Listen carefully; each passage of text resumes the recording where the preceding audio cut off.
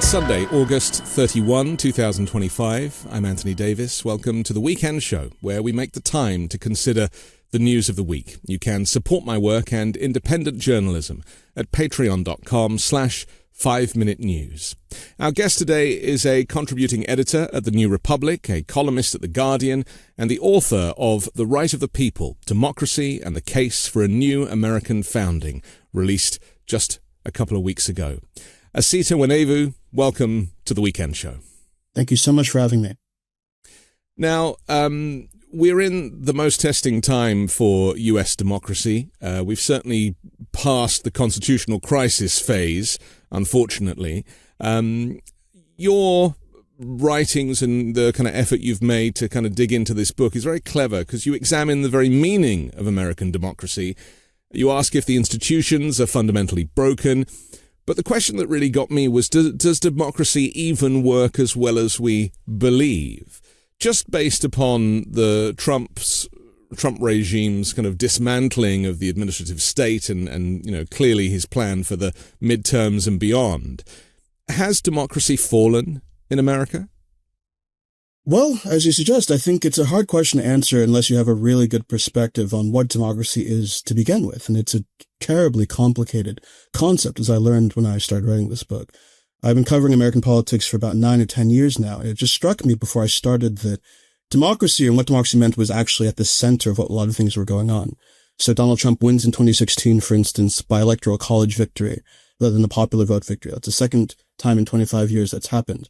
As I was covering the Democratic Party's primary in 2020, I found myself having to say over and over again, well, even though a majority of Americans might want this on gun control and this on healthcare and this on taxing the rich, it's very unlikely that the institutions that we have are going to enact some of these policies. And so it seemed like democracy, the fundamental concept of democracy, has been an issue in an important way for the last decade. And we're now at the point, as you suggest, where it seems like the institutions we have are crumbling in ways that are putting us on the path towards, if we're not already there, it might already be there, towards outright authoritarianism. And that's an authoritarianism that's being justified by Donald Trump and his administration on the grounds that democracy isn't really all it's cracked up to be. I mean, I think Donald Trump said yesterday, people might consider me a dictator, but sometimes on crime you need a dictator.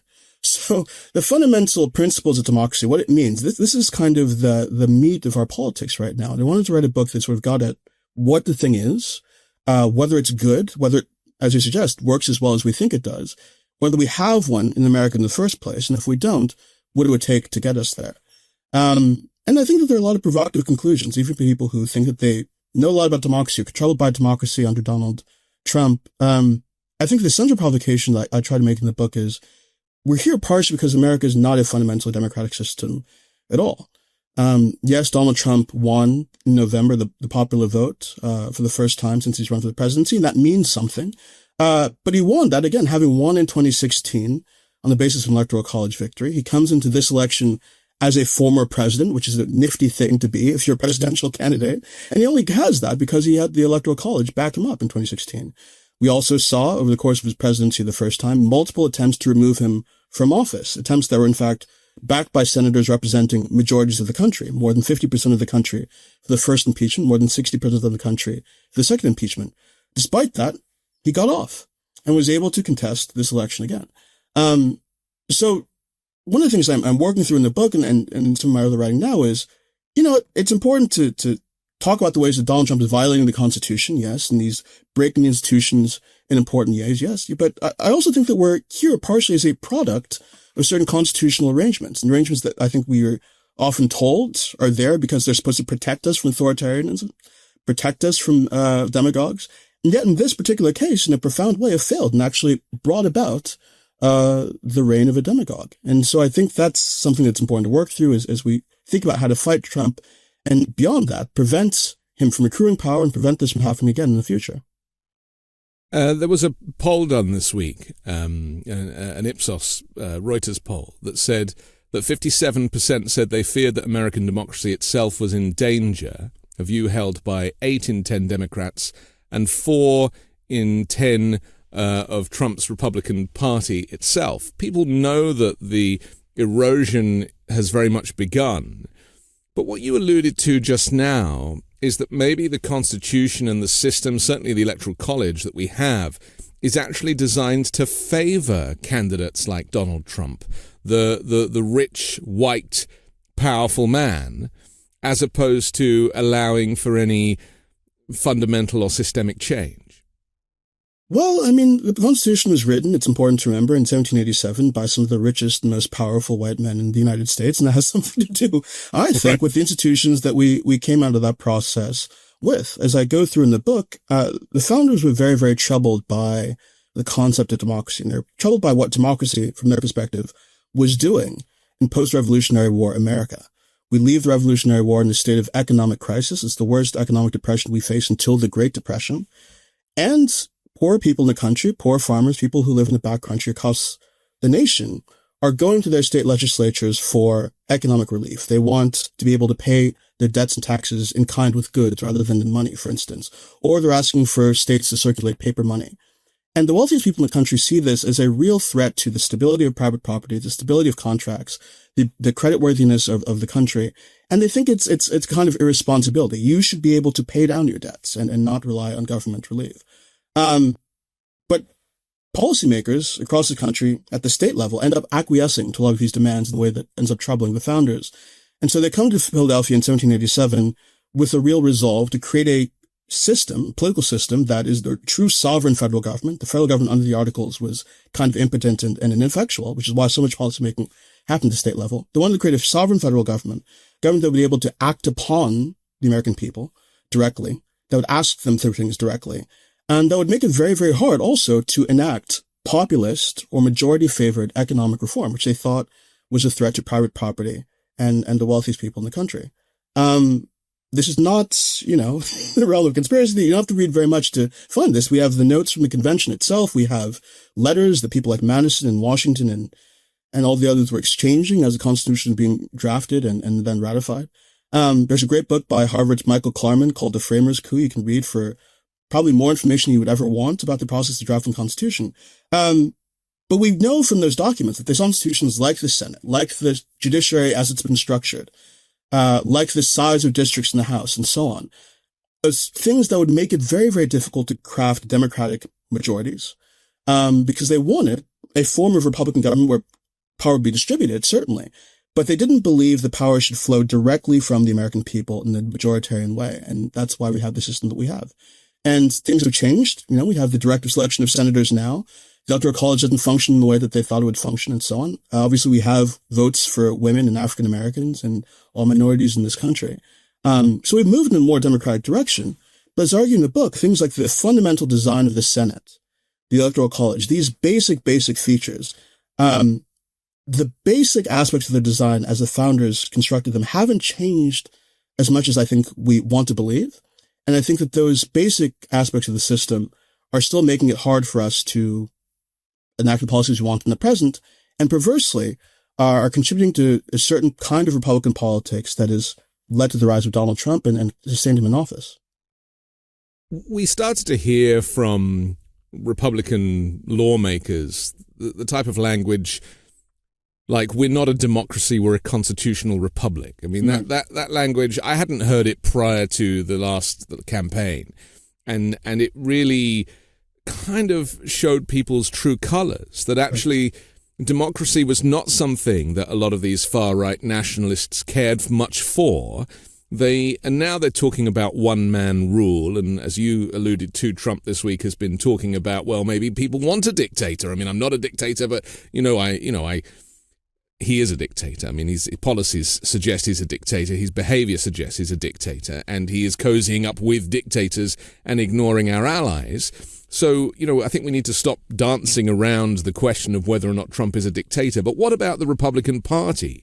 Do they care for democracy? Do they want people to have their free vote? Or do they actually see democracy as something that is just getting in the way of their plan for the deconstruction of the administrative state, Project 2025, and making America white again?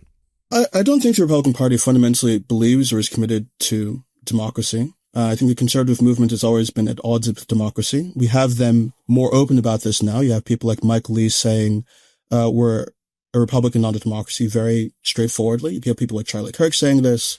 People at National Review will say this. Everybody from the very, very hard Trumpian right to the establishment conservative movement, I think, has had statements like that they've made in the past. Back in 1950s, 1960s, it was more marginal. You had people like Robert Welch of the John Birch Society saying this line. But it's now a feature of Republican politics in a bigger way for, I think, a couple of identifiable reasons. And I think that the most important one is the demographics of the country have changed. The policies of the country have changed. We're now moving to a more majority-minority America. And I think that people who see that as a threat will also see majority rule as a threat, and more so. I think this is at the heart of these conspiracy theories you hear about. Democrats importing immigrants, right, to rig the vote and so on. That's the anxiety where that feeling comes from. But I think that idea that democracy is something to be feared is something that runs very, very deep in conservative politics, and one that commits them actually to defending the institutions we have. It's true that you'll have Republicans every now and then, this minority faction within the movement, say that Donald Trump is wrong for trying to overturn the election in 2020, for instance, or wrong for having inside January 6th. People like Liz Cheney, for instance. There are Republicans like that. I'm not aware of a Republican in America who will tell you that the United States Senate is unjust, that there is something fundamentally wrong with the fact that somebody in Wyoming has about 67 times the representation of somebody in California, who sees that as a democratic problem. Republicans, I think, defend that because they see it as a practical matter as one of the locuses of conservative power.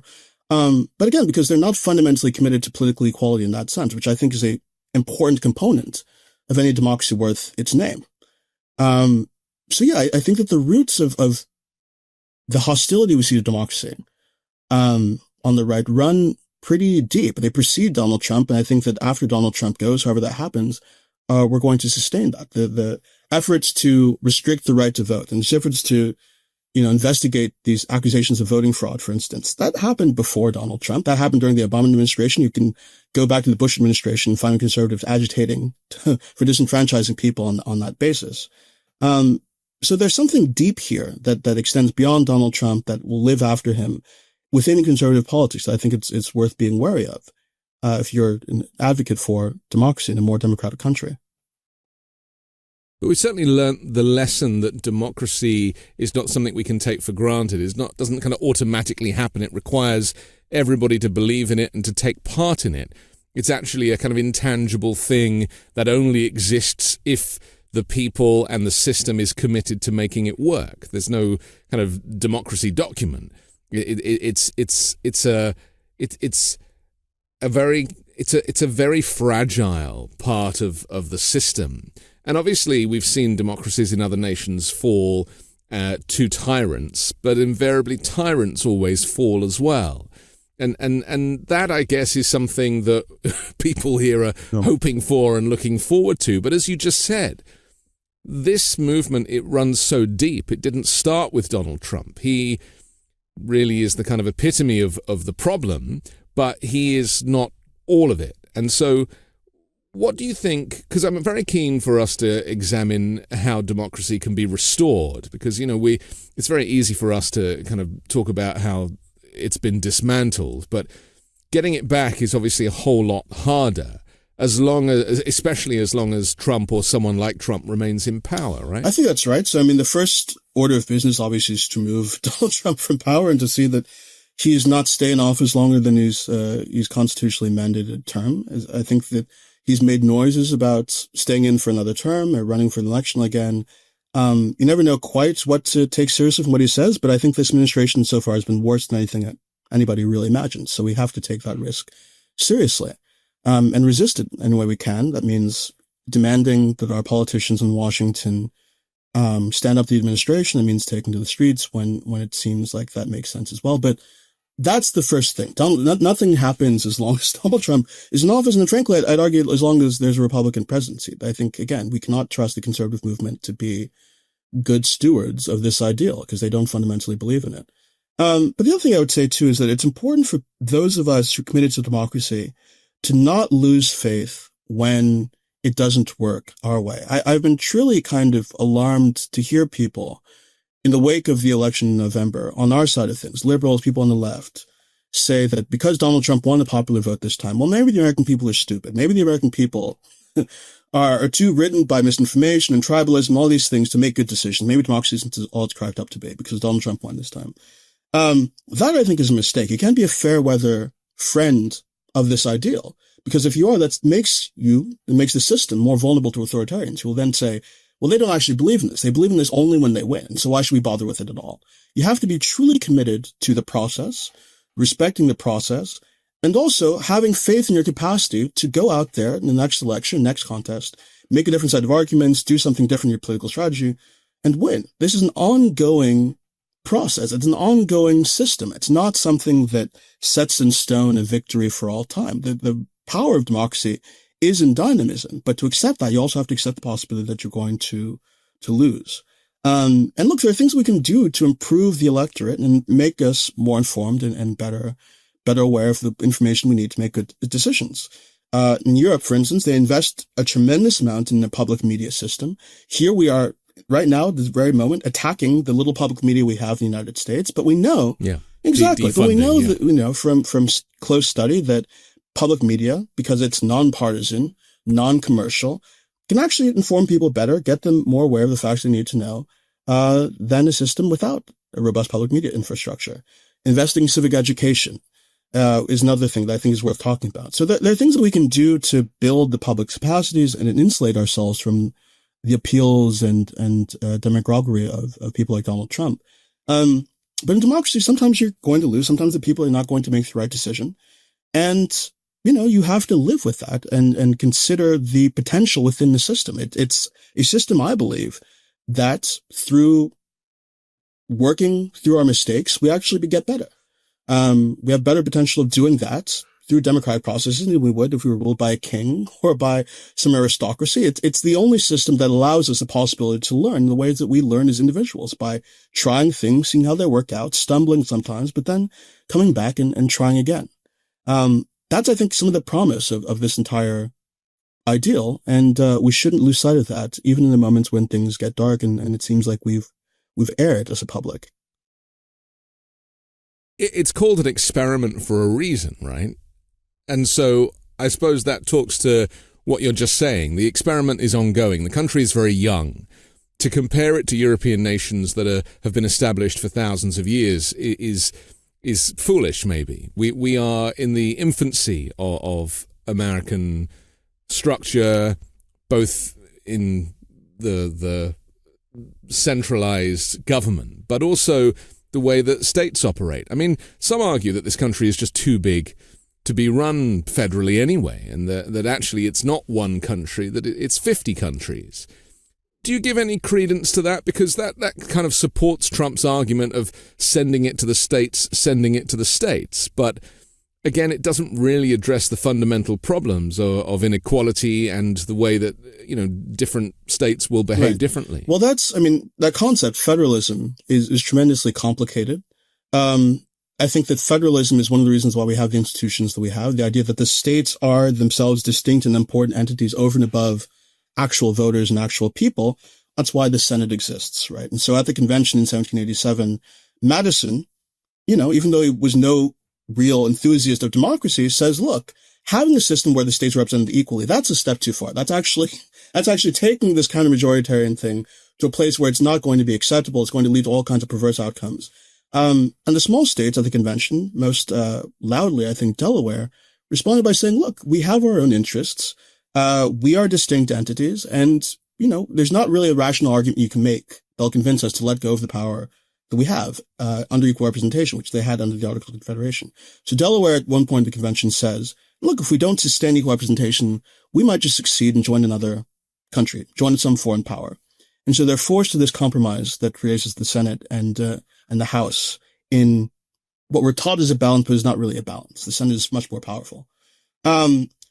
So I think that's a real problem. Thinking about the states as intrinsically important in themselves over and above the people who live in them is what creates imbalances like people in Wyoming having so much more power in the system than people in California, even though in a democracy, you'd hope that everybody comes to the process in equal standing with an equal kind of voice. You are not lesser because you live in Los Angeles. or New York City. But there were more votes for Trump in California than in any other state. And that's the irony of this system. That's the irony of the system. And I think, too, the other thing about treating states as distinct and important entities is that it confuses our picture of what politics even looks like. You look at that map during a presidential election of the Electoral College and who won which state, the blue states and red states. You look at who represents the states in the Senate, and you have this big blocky conception of America. This is where all the liberals live over here. This is where all the conservatives live over there. When in reality, as you say, people are all mixed up.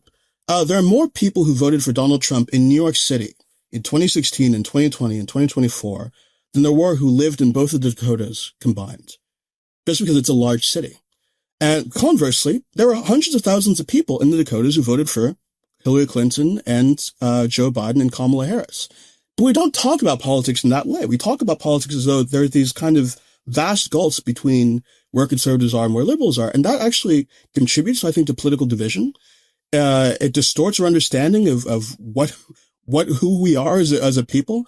And I think it's one of the things that's made it so hard for us to come to reasonable argument and discussions about what's going on with the country. So, for all of these reasons, I think that the states, taking them overly seriously as entities can be really problematic. Obviously, there are inequities too in the number of resources you get, depending on what state you happen to be, where you happen to be in the country.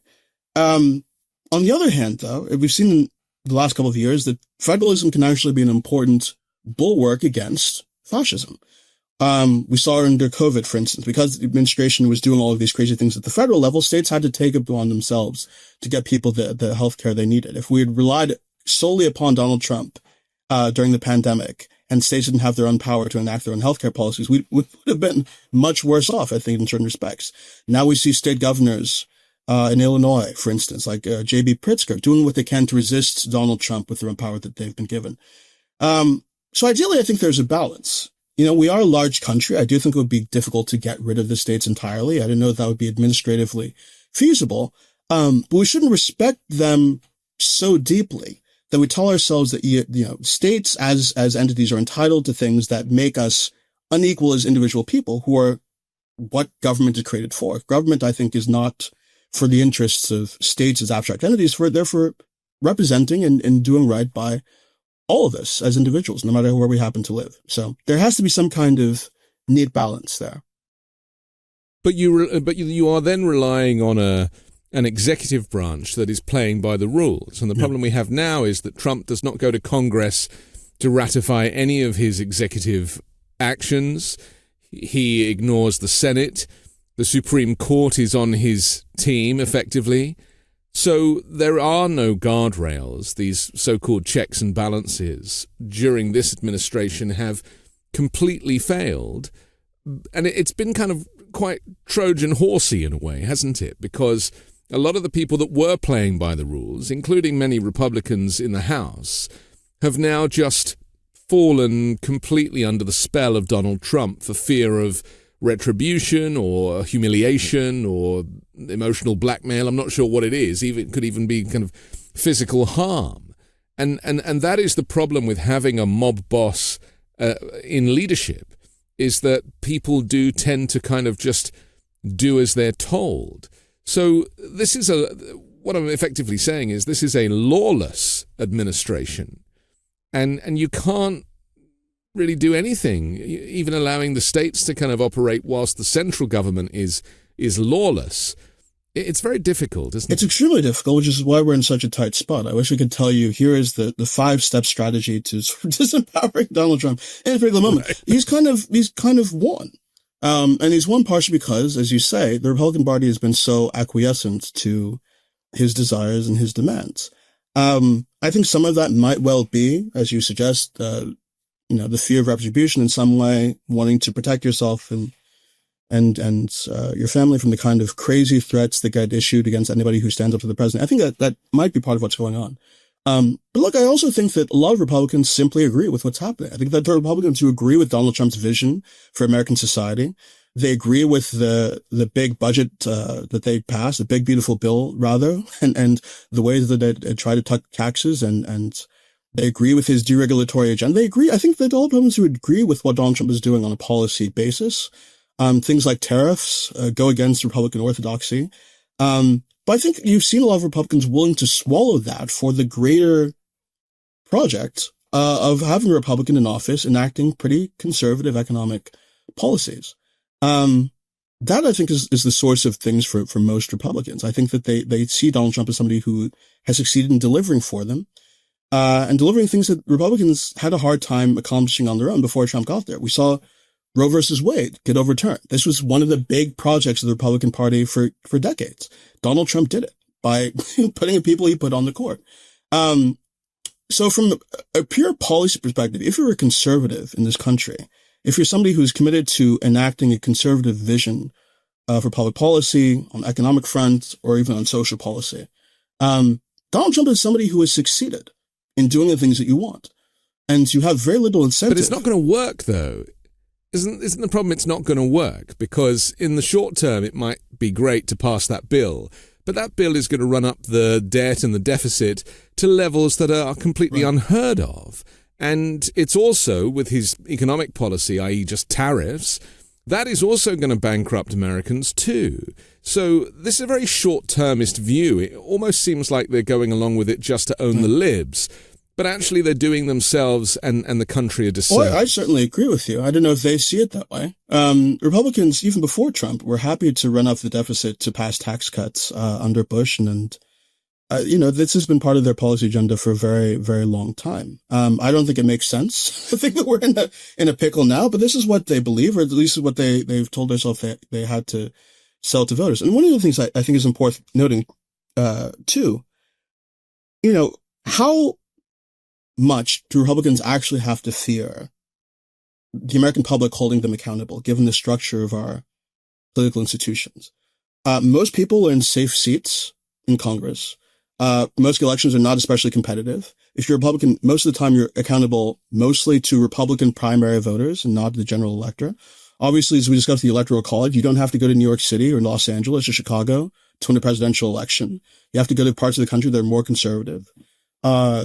Conservative states have a tremendous amount of power in the Senate. So it's not as though, if we find ourselves in a total economic crisis, which I think may well be the case in the next year or so, that there will be a kind of mass reckoning that's going to sweep Republicans out of office. They might lose a majority, sure, but Republicans who are looking out for themselves, as I think most politicians are, 80 to 90% of them, I'd say, will probably survive what's coming, and continue in office.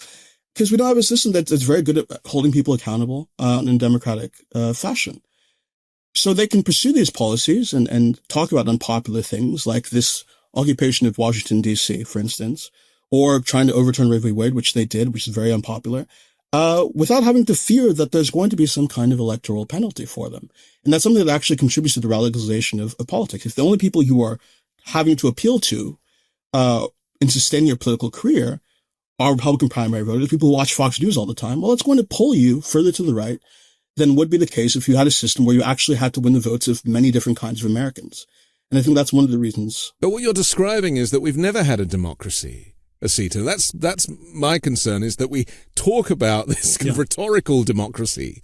But as you describe it, based upon the fact that the Electoral College is stacked against Democrats and favors Republicans and can be manipulated based upon where you run and how much money in your campaign, none of that is a recipe for a democracy.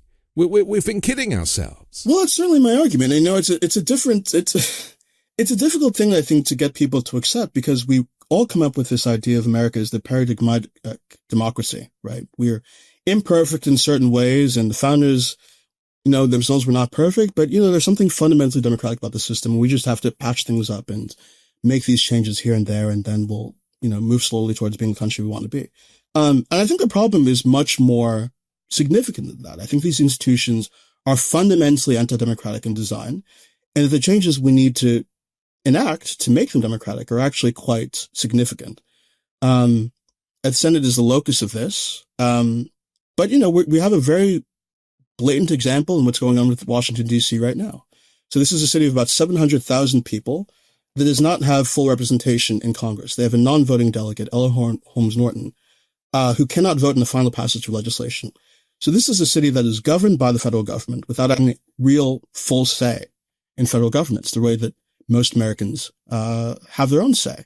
And in fact, we can see that, for certain reasons, because DC is a constitutionally mandated district, Donald Trump can do a lot of things without the approval of DC's residents. He can commandeer the National Guard.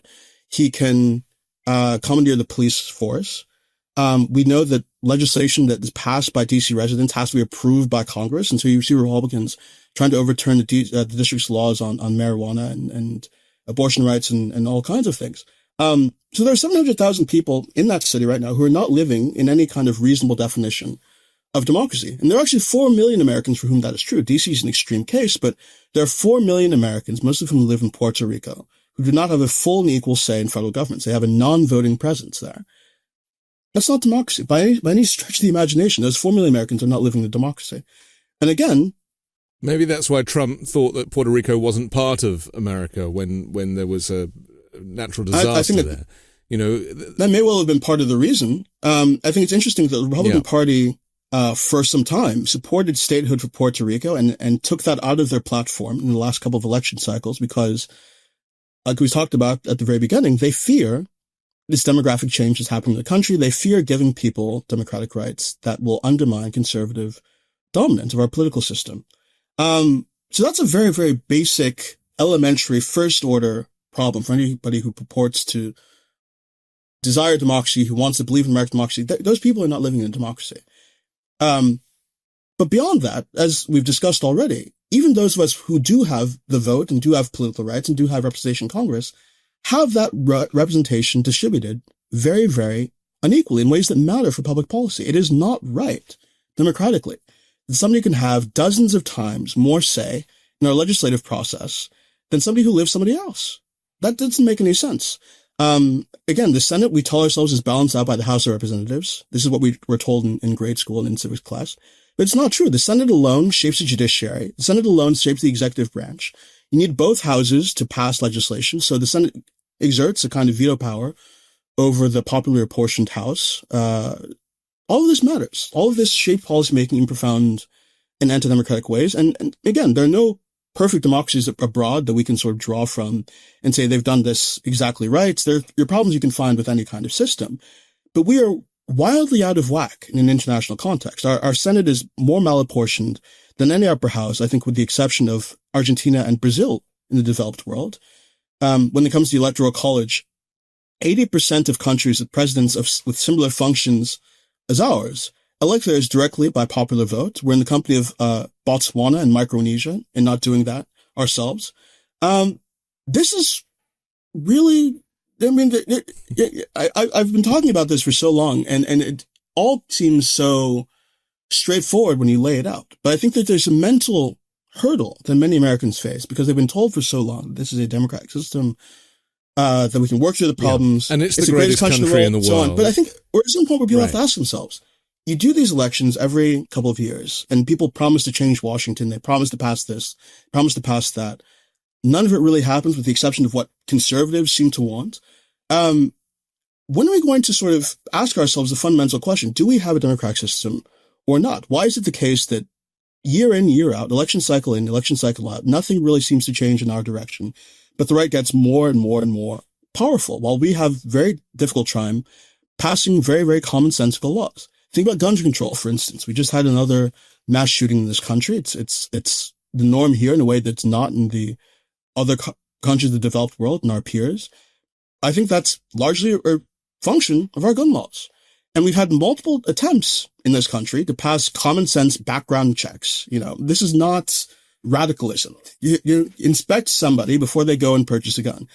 You actually get some bipartisan agreement on that particular idea, but it hasn't passed. Why hasn't it passed? Because you need, in the United States Senate, not just a majority of the states and votes there, but you need a filibuster-proof majority. You need 60 votes to pass non-fiscal legislation through the Senate. So we've had bipartisan agreements with 50-something senators on background checks that haven't been passed because there's such a high threshold to pass legislation. Not to mention the gun lobby and everything else that goes with that. That's just one issue. You can go run down again, whether it's immigration. Why is immigration still such a contentious issue. While we've had multiple attempts to reform our immigration system in this country, provide people a stable pathway to legalization while keeping the border secure and all of those things that people on the right want, we've come to these agreements, and they failed in the Senate because we don't have a filibuster-approved majority for those things. It's climate policy, healthcare policy, all whatever policy issue you could name. The institutions and the way they're designed have thwarted common sense reform and progress. And I think we're at a point where we're seeing those institutions not just frustrate policymaking in those senses, but also prevent us from holding Donald Trump and this authoritarian regime accountable. So I don't really know what it's going to take to get people to wake up here.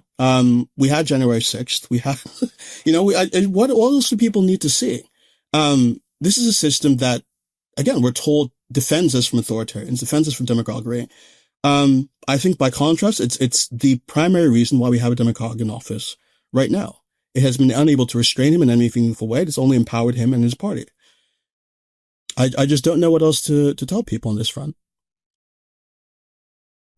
And when the president pardons the January 6 rioters, that really is a signal, isn't it? That kind of, not just that kind of behavior, but that event was okay by him. And that, I think, fundamentally changed the game and sent a message out to a lot of his supporters and a lot of Americans who maybe are starting to recognize that lawlessness is the kind of modus operandi of this regime. We have to take a quick break, but I want to come back and talk about the misinformation, the disinformation that has fundamentally changed things for people as well. We'll do that next here on The Weekend Show. One day it's cool, the next I'm sweating through my clothes. I realized it's time to switch things up, and Quince had exactly what I was looking for. Lighter layers, better fabrics, and prices that don't make you think twice. The best part, everything with Quince is priced 50 to 80% less than you'd find at similar brands. By working directly with top artisans and cutting out the middleman, Quince gives you luxury pieces without the crazy markups. And Quince only works with factories that use safe, ethical, and responsible manufacturing practices and premium fabrics and finishes. My Quince black t-shirts are my go-to every day, unless I'm in formal wear. Elevate your closet with Quince. Go to quince.com/weekend for free shipping on your order and 365-day returns. That's QUINCE.com/weekend to get free shipping and 365-day returns. Quince.com/weekend. When you start a podcast, it seems like you have to figure it out all by yourself. Scripts, setup, filming schedule, logos. It can be super overwhelming, and every day seems to introduce a new decision that needs an answer. When you're starting off with something new, it seems like your to-do list keeps growing every day with new tasks, and that list can start to begin to overrun your life. So finding the right tool that not only helps you out, but simplifies everything can be such a game changer. And for millions of businesses, that tool is Shopify. Shopify is the e-commerce platform behind millions of businesses around the world, and 10% of all e-commerce in the US, from household names like Mattel and Gymshark to brands just getting started. You can get started with your own design studio with hundreds of ready-to-use templates. Shopify helps you build a beautiful online store to match your brand's style. Accelerate your content creation. Shopify is packed with helpful AI tools that write product descriptions, page headlines, and even enhance your product photography. Get the word out like you have a marketing team behind you. Easily create email and social media campaigns wherever your customers are scrolling or strolling. And best yet, Shopify is your commerce expert with world-class expertise in everything from managing inventory to international shipping to processing returns and beyond. If you're ready to sell, you're ready for Shopify. Turn your big business idea into with Shopify on your side. Sign up for your $1 per month trial and start selling today at shopify.com/weekend. Go to shopify.com/weekend. Shopify.com/weekend. We're back on the weekend show with Osita Nwanevu. I'm Anthony Davis. I was watching the press briefing this week in the White House. Caroline Leavitt got up and basically lied about all of Donald Trump's accomplishments, starting with fundamental things that are so provable otherwise, like gas prices. Gas price, she said, are historic lows. Donald Trump has done this wonderful thing for the people and they should be grateful. And I went straight to the AAA website because they track gas prices. And gas prices have not changed in the last 12 months. And Trump's only been in office for 8. They're still, he claims they're $1.99. The average is about $2.33. $3.33.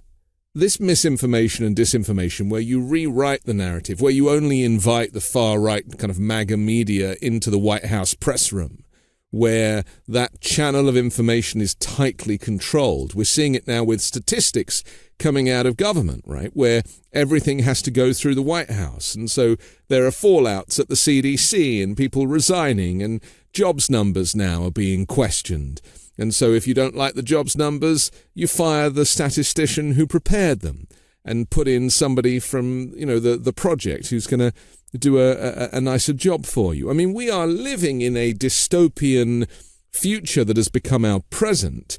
And yet, if you said earlier, if you're just watching Fox and if you're living in that far-right ecosystem, then to you, everything is going well, and Trump's closed the border, and there's no more brown people crossing the southern border, and life is great, and gas prices are low.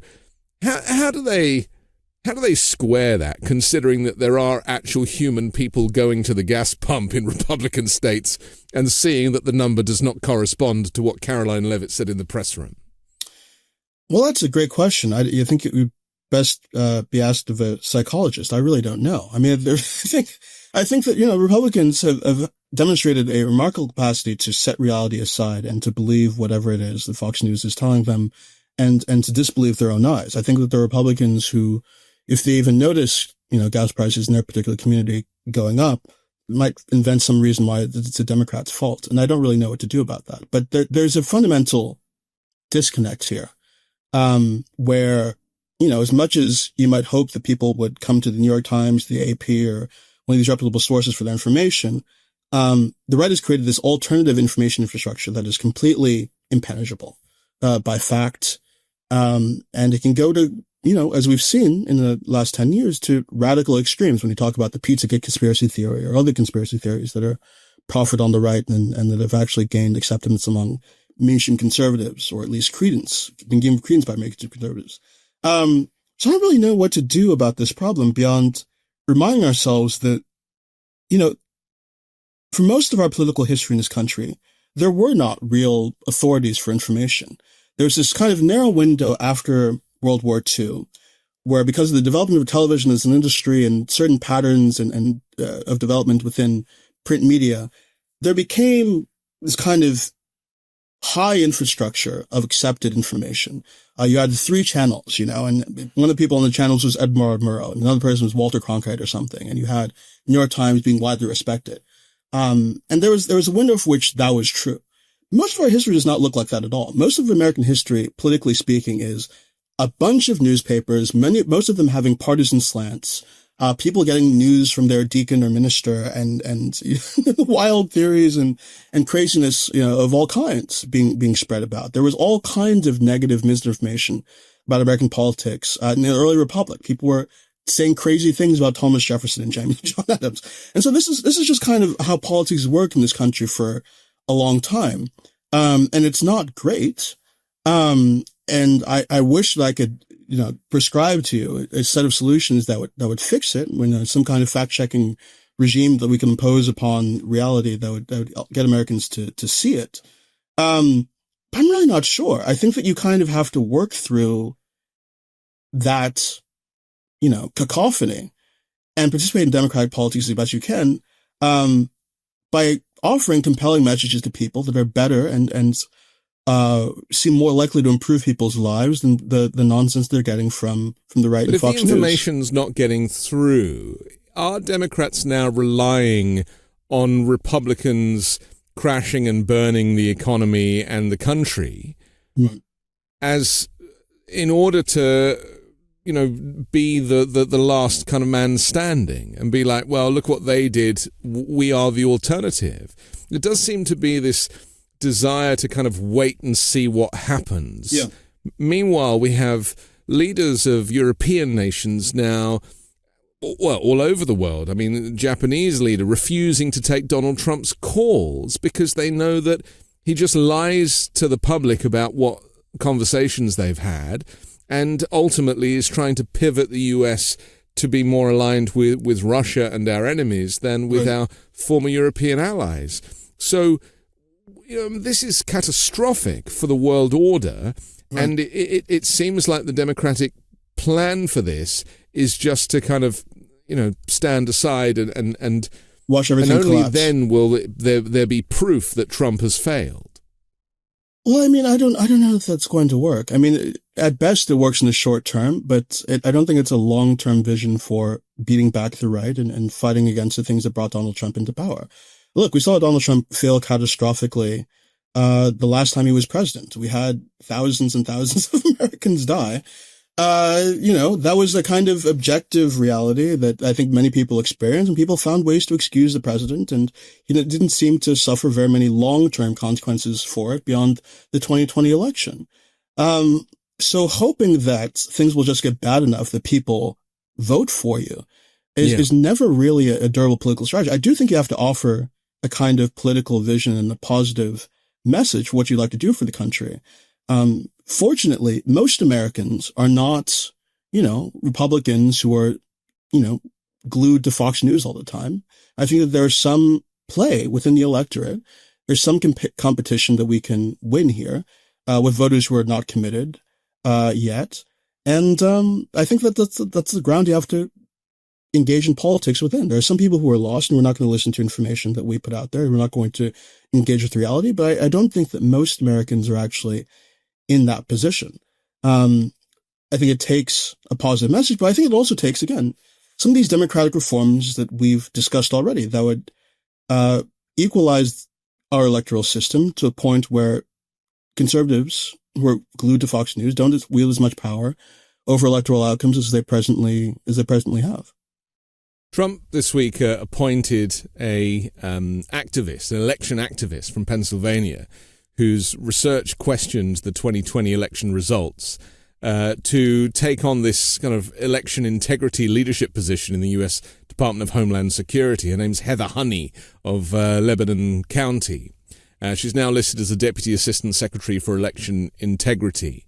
And she was a prominent figure in the kind of far-right election integrity movement that Trump lost the 2020 election and that it was rigged in some way.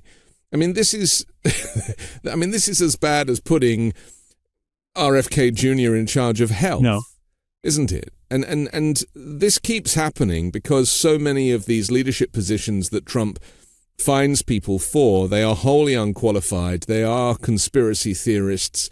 I mean, even Kash Patel in the FBI and Dan Bongino. I mean, these guys were right-wing podcasters who had a whole bunch of conspiracy theories, even about the Epstein files. I mean, this is not going to, in terms of structure and security for the nation, these institutions are what make America, aside from its people, right? These are the pillars. And you write about this in the book, the collapse of these institutions and what comes next. And were these institutions ever indeed the right things for this nation? What do you think when you see that people like this woman have been given this job to kind of look over election integrity when she herself is an election denier? I'm not surprised by it. I think that some of it stems from this kind of attack on expertise that the administration and Donald Trump have been waging. I think it's been a feature of Donald Trump's politics in general, that these pointy-headed elites in Washington and the deep state don't know what they're doing or are actively biased against conservatives, and we need to replace them all. And that stems from, I think, an antagonism towards knowing things that has been a feature of conservative politics for a long time. And And look, I'm not somebody who believes that experts know everything and they get everything right and that we shouldn't be questioning accepted consensus on things and so on. But, having a knowledge base really, really matters. And it matters in these positions that Donald Trump has worked to destroy over the last 8 months, especially.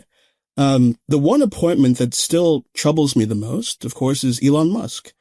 This is a man who, because he donated about $260 million to Donald Trump's reelection effort last year, was awarded with a position in government that he used to rework the executive branch to his liking. The wealthiest man on earth. I could not construct a caricature of why it's important for us to think about money in politics more extreme than what actually happened with Elon Musk there. But it was an arrogance in that position that, again, stems from this kind of, we know better than the people who've been doing this stuff for years. And that attitude is, I think, something that ought to be fought, as well as we try to take a stand against the administration. I think that's a source of everything. There's this idea that there is no legitimate expertise or any legitimate knowledge beyond the knowledge that conservatives have found for themselves. And there's an awful lot of opinion. I mean, it was no coincidence that shortly after Elon Musk came in and started setting the world on fire, certainly with the shutdown of USAID, which is going to have insane effects on just the mortality of people in nations that were relying on the generosity of the US, not to mention the loss of the soft power. But that Trump then invites a bunch of white South African farmers to have free passage to the US, claiming that there is a white genocide going on in a country that Elon Musk was formerly living in. I mean, this is unprecedented, and I'm sure you saw that sequence in the aircraft hangar where these people were given US flags, and I mean, it was agony and embarrassing, and yet that is their success story as far as Trump is concerned. Yeah, I mean, every day is a new embarrassment, and we've got several more years of this. I mean, it's difficult to stomach. But I think that we can only kind of work our way through this towards something better and defeating the right if we, again, offer the American people a real vision of where we're going. Not just, the things that are bad about this moment or the things that are going to be bad about an economic crash when it happens, in the hopes that they'll just come swinging over to us. I mean, both parties are widely disliked. I don't think that should be the case. I think as many problems as I have with the Democratic Party, it should not be polling equivalently with the Republican Party right now. Right. So there's a real issue there. And if all it took to defeat Donald Trump were to sort of lay out the litany of things that he's done wrong, all the ways that he's offensive, all the ways that he's corrupt and so on, he wouldn't have won this last election. I think Democrats actually did a reasonable job of doing that, and a reasonable job too of talking about the threat he posed to democratic politics and the fact that he was going to be an authoritarian. But it didn't work, and I think that we should ask ourselves why it didn't work and try to sort of work through a different political approach and have real debates about what that means and what that is. So I don't know. Maybe the American people do, partially as a function of what happens in the next several years, turn away from Donald Trump purely on the basis of their own experiences. But I don't know. I think that Trump succeeds, partially because he's an unconventional figure. He's somebody who sort of violates the norms of politics in ways that critical portions of the electorate find exciting and interesting. There are other people who didn't think Washington worked. And so to say that Donald Trump is going to come in here and break up these institutions, that was actually a reason why some people were drawn to him. And if you're not responding to that, and if you're not developing a political strategy that taps into that, I think we're going to find ourselves very flat-footed in our efforts to move beyond this. What about what's coming out of California? This idea that because Trump asked Greg Abbott to find him 5 more seats and that they could redistrict and redraw boundary lines to achieve that, which they've now approved. Yeah. California responds by doing the same under Gavin Newsom. Do you think that is the right way to kind of play this kind of game of chicken when it comes to majorities? Well, I mean, as much as I wished that the American voter was really plugged into the mechanics of redistricting, I think that the thing that comes out of California that is worth drawing from maybe is just this sense of fight, the sense that this is somebody who is willing to actually compete on the same terrain as Donald Trump and the right, who is interesting to watch, who is, trying to be entertaining, who is offering something different than politics as usual. I have many, many, many critiques of Gavin Newsom that we're not going to get into on this program because it would take us the remainder of the time that we have. But as far as political style is concerned, I think that he is closer to the mark than a lot of other Democrats who I think would prefer to be in this mode where they're constantly talking about the norms that are being upended and trying to return to the politics as usual pre-Trump. We've left that world entirely. I don't know that we're ever going to get back to it. And I think that the moment really demands fighting fire with fire. And I think that the Democrats who prove willing and able to do this are probably going to succeed both internally within Democratic primaries and within the general election more than Democrats who try to adopt the approach of, democratic normalcy and returning to the way politics were. He's not scared, is he, Newsom? I mean, that was very clear when Trump showed up after the wildfires and he didn't want to meet Newsom, but Newsom showed up at the airfield anyway and just waited at the bottom of the steps and then poked him in the chest. And this was like, we'd never seen this before. Right. And weirdly, it kind of worked. Like Trump appeared to have short-term respect for Newsom for standing up to him. And we've seen this with other leaders in the world, not least Claudia Sheinbaum in Mexico. Is this kind of a kind of unspoken rule that actually Trump is a coward, and because he respects strong, powerful people, that to be strong and powerful is a way to win him over? Yeah, I mean, we've been with this man for about 10 years. And one of the things I think we've learned is that he's very lazy. He will make feints at doing certain things, and there's a lot of bluster involved, but he doesn't have the determination and the persistence to carry a lot of things that he tries out. And if he meets resistance, he actually backs down more than I think we tend to appreciate. But also just as a matter of principle, like, why wouldn't you stand up to this man? Like, why, just as a matter of righteousness, showing a kind of backbone is, I think, what morality demands. Even aside from the question of political strategy, this is a fascist administration. This is an administration that is taking people off the streets for expressing an opinion and putting them into unmarked vans. This is an administration that's taking people who are innocent and sending them abroad as punishment. Why, on what grounds would you not do everything in your power to, at this moment, this juncture we're in American history, to plant a flag and say that we're not going to bend the knee? I think it's just the right thing to do. I think it also, as you say, happens to work sometimes and more than we appreciate, but also just, I can't even enter the mode in which you would contemplate whether or not resisting Trump is the right thing to do. It just is. It just is what the moment demands of us. Yeah. I'm quite shocked at how little pushback there has been. And I put it down to the fact that the US is simply not cut out to handle and manage an authoritarian takeover of government. We've been led to believe that, this is the land of the free and it's the greatest country in the world and other nations want to copy our democracy and all of this stuff.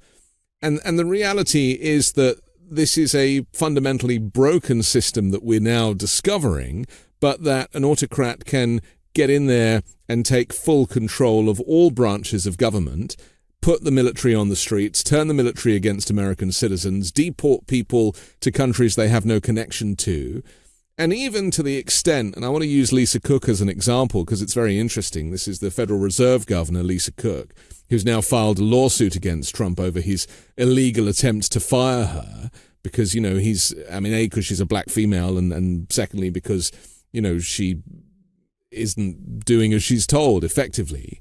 But claiming that a personal mortgage fraud is a reason that she can't do her job, even though we're talking about, box checking and administration rather than, a kind of outright corruption, as Trump demonstrates, is ironic, but it's frustrating because this is what Trump is now doing. If he can't fire people legally, he'll come up with something else that is a reason to fire them. I mean, this is very dangerous, isn't it, for all the people working in the federal government? Absolutely. I think that, to your point earlier, There's a tremendous amount of delusion about the state we're in and the situation we're in. It was extraordinary to me in this last election, that the major news organizations that cover this election were willing to put Donald Trump on the debate stage in the first place.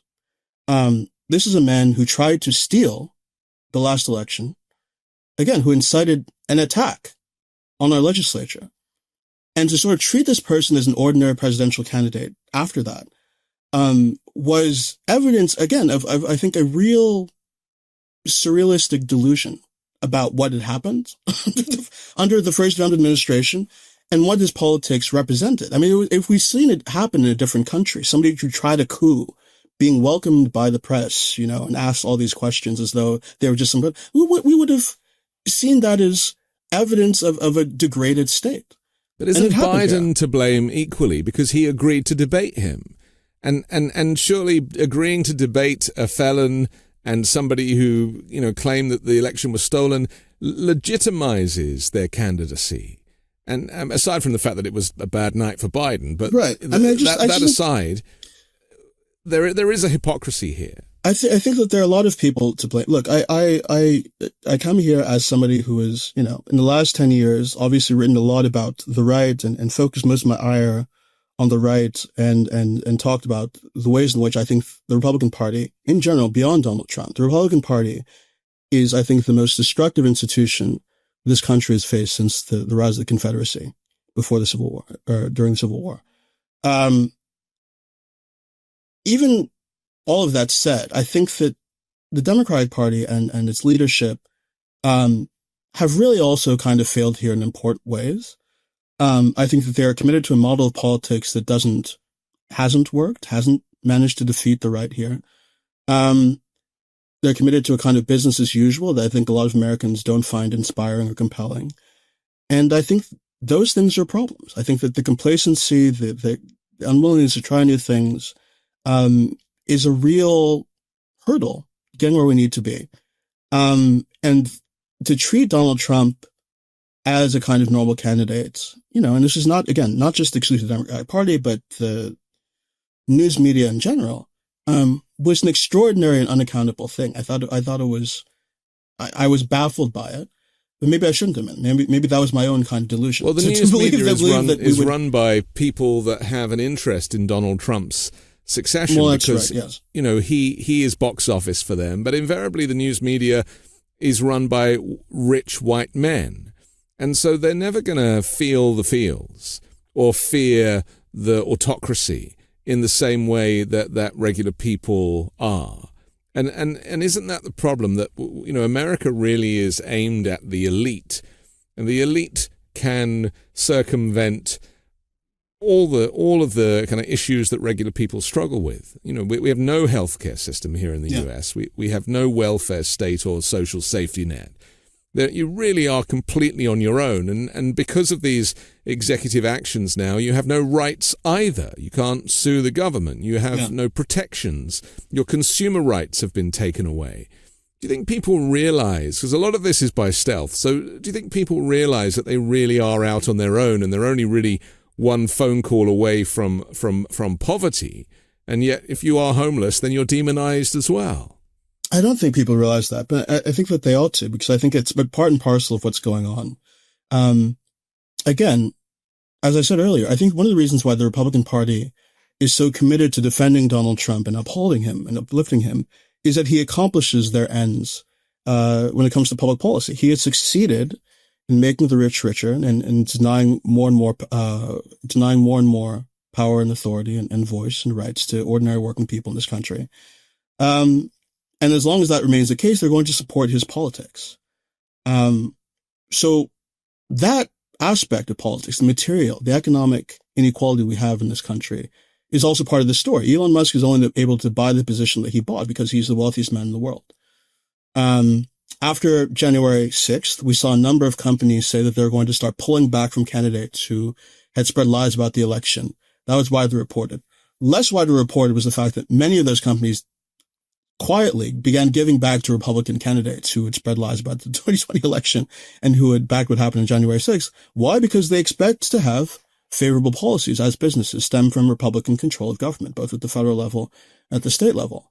So I think that the real answer to what's going on here, or one of the answers to what's going on here, is that Donald Trump and his politics are being sustained by the interests of wealthy people have in authoritarian politics, and having a politics where the rights of ordinary working people, the democratic voice of ordinary working people, is suppressed in favor of a kind of politics that does well by major corporations. And conservatives, ordinary conservatives, have been given reasons over the last several decades to believe that they are empowered when taxes on the wealthy are reduced. It's not true, but conservatives have done a good job of convincing their voters of that. And that's the basis of Republican politics. That is why the party exists, and that's what it exists to do. So I would like to hear more from people who are standing up to authoritarianism and who are standing up to Donald Trump. I would like to hear more from them about that reality, that this is not just a guy who happened into the position he's in and has to be treated as kind of weird alien that we can't explain or understand. I'd like people to talk about the fact that Donald Trump, who is himself a billionaire, by the way, has been brought to power substantially on the basis of his ability to deliver to major wealthy people and corporations in this country. And those people are going to sustain him and sustain his politics as long as it seems profitable to them. And that is one of the fundamental threats to our institutions today. And bring him 24-karat gold gifts to the Oval Office. Of course, yeah. Yes. And bow down to his great authority. I mean, that really doesn't help when he gets the endorsement of these companies that people respect. But let's talk about what happens just finally when the immigrants who are doing all of the work, all of the real jobs of picking the produce, putting food on the shelves, once they've all been deported. In fact, the border czar, Tom Homan, said that there's going to be a ramp up of immigration and customs enforcement operations in Chicago after Labor Day, as well as other Democratic-led cities. He said you're going to see a ramp-up of operations in New York, Portland, Seattle, all these sanctuary cities that refuse to work with ICE, where we know public safety threats are being released every day into this country. I mean, lying about immigrants, as we know, people that come to the US, they come for a better life. They don't come to break the law. They come to work. They want to assimilate. They want to eventually, through asylum, get kind of do it the legal way. But by criminalizing asylum and by deporting anybody who doesn't fit your demographic description, you're going to end up again without food on the shelves. And that is going to become problematic. And that's only really a year or so away, once reserves and stocks have run out, maybe less than a year. Do you think that's going to have an effect? It's certainly not going to necessarily make the kind of white Republicans want to take these jobs, picking fruit and vegetables on farms. I'd be surprised if they went out there with their spades and shovels and started doing this work for themselves. I don't expect that to happen. Look, immigration, there's a kind of fake debate about this. I think the preponderance of evidence we've seen is that immigration is actually very, very good for economic growth, and it's good for most Americans. Obviously, there are, exceptions to this and industries where you have competition and so on. Like it's a complicated economic issue at that kind of granular level. But the broad story is immigration is good for countries, and it's good for countries like the United States. And we benefit economically when we have more people who want to be a part of the society and to bring their talents and skills and even just their ordinary labor into the country and use it to build houses and pick recruits and all these things. Like it's just we've told ourselves a story that they're costly because I think we're afraid to confront the actual reasons why working people in this country haven't been getting what they deserve. And I think that has more to do with things like the decline of unions, the amount of power that wealthy people and CEOs now have, than it does with people who are coming here with their families to try to make their way in life. And I really wish that we had more of an affirmative argument for immigration, at this time, not just what's happening with Donald Trump is bad, not just that it's bad that he's trying to deport these people, but actually immigration is a positive good and we should be trying to reform our immigration system to make it easier for people to come to this country. And that's an opinion in the public that actually grows every time Trump is in office. I don't think there's anybody in America, ironically, who's done more to improve public opinion on immigration than Donald Trump. We saw the numbers for increasing immigration skyrocket when he was in office the first time around. That might happen again. We're already seeing the numbers shift a little bit. Because people, I think, see what's happening. They understand it as perverse. But I think beyond that, we should be making the strongest argument we can for being a society that welcomes immigrants. And I don't see enough politicians doing that.